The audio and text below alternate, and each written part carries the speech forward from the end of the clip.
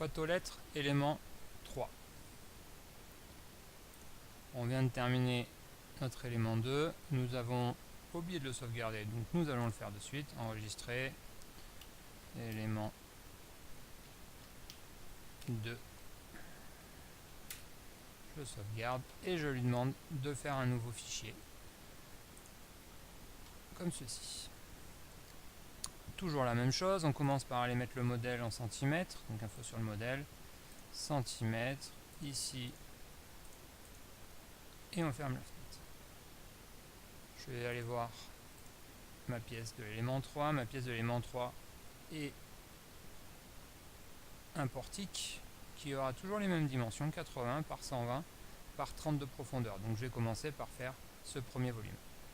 Je prends mon outil rectangle, vous en avez l'habitude. On fait 80, point virgule, 120, on enlève Chris, on fait un tiret poussé et je me retrouve avec mon premier volume. Maintenant la suite va changer un petit peu, on va avoir des nouveaux outils. Je vous propose de réaliser d'abord le contour et ensuite on viendra mettre cet élément au milieu. On voit que le contour ici fait 20, ici le contour fait 20 et en haut il fait 20 également. Du coup, je vais prendre la fonction décalée dans SketchUp. Donc la fonction décalée, je vous la trouvez ici. Le raccourci pour la voir, c'est la lettre F. Et il va fonctionner comme ceci. Quand vous lui montrez une surface, SketchUp va vous décaler automatiquement le contour de cette surface. Donc pour un rectangle, il va décaler les 4 côtés. Sauf que moi, je veux en décaler que 3. Donc on ne va pas utiliser décaler de cette manière-là. On va commencer, avant de décaler, par prendre l'outil de sélectionner. Et on va sélectionner les 3 arêtes en appuyant sur la touche CTRL. Je laisse appuyer sur CTRL, ça me permet donc de sélectionner 1, 2, 3 arêtes.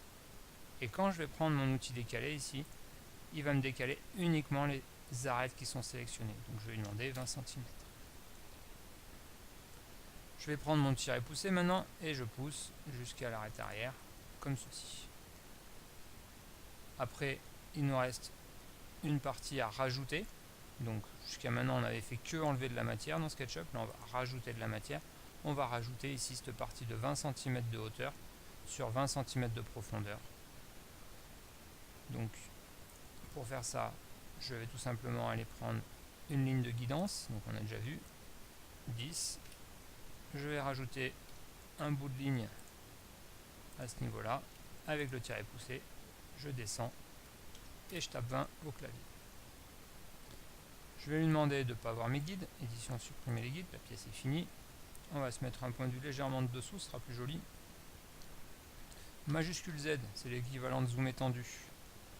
Majuscule, pas CTRL, attention, majuscule Z. Ici, je suis donc opérationnel pour faire ma première scène. Après, vous connaissez la suite. Affichage caméra ici. On active les arêtes arrière, on fait une vue de face. On crée une scène, on se met en vue de gauche, on crée une scène, on se met en vue de dessus, on crée une scène. Pour la première scène, on l'appelle perspective.